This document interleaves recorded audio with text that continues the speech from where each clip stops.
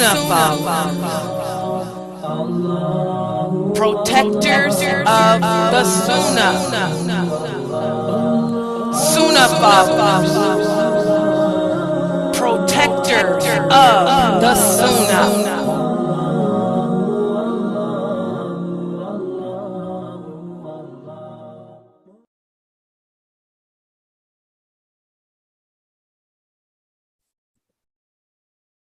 Alhamdulillah, wa salat, wa salam ala wa rasulullah. Welcome to another session of Sunnah Followers Hadith class. And this is the class in which we discuss hadiths that pertain to women.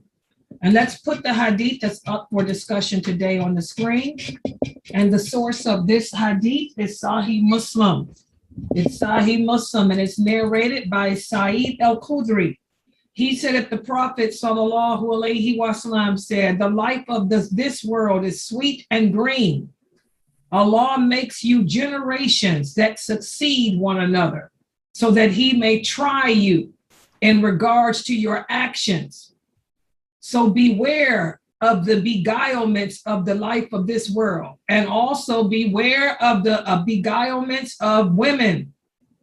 The first trial that the people of Israel was tested with was through women. So again, this is another hadith where once again Allah is warning.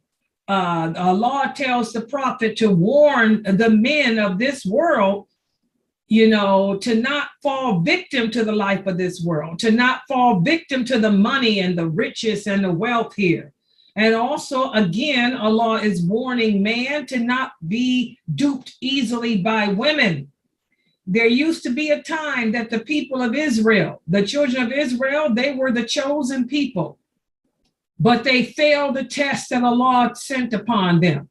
And the first test was initiated by women, and they failed it. So here Allah is telling the men of this nation to not be so gullible. Do not be so gullible and easily deceived by the glamour and glitter of this world and by the glamour and glitter of women.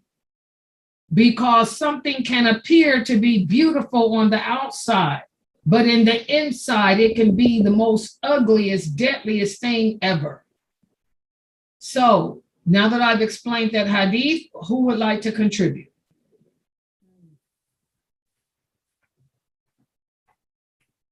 Assalamu alaikum. Wa alaikum salam. That is a very good hadith, and I can appreciate what it's saying about the glitter of the world, how alluring it can be, and how the things that we value so much can really be bad for us or of no, value at all.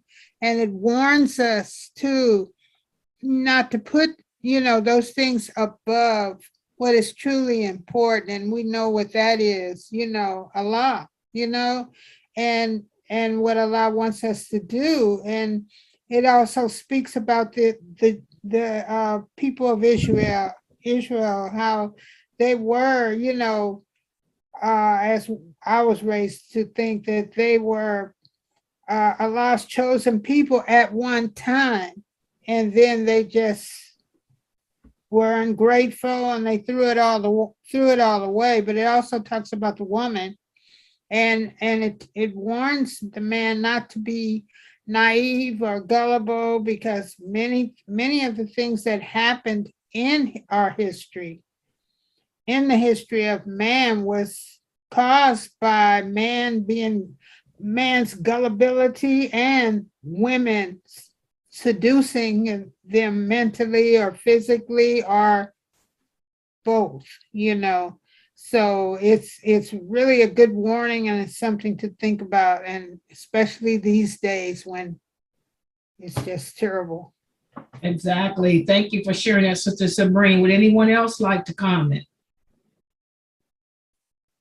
Okay, let's put this hadith. The hadith is basically self-explanatory, and it's similar to the other hadith that we discussed several days ago, where Allah is telling the men, what is weakness? Money and women all throughout history. Allah tested mankind with money and with women, money and with women. You know, women can be so charming and so beautiful, you know, but then they can be manipulative and deceitful. That's why the prophet speaks in many other hadiths about the importance of choosing a good wife. And many other hadiths, he speaks about how the best treasure that any man can possess is a good woman. So again, this is a good hadith for us to ponder. You know, don't fall victim to the life of this world and its allurement. Allah will make us generations upon generations. And he does this as a means of testing us in our faith, testing us in our belief in him. Will we put him before our love for anything in this world?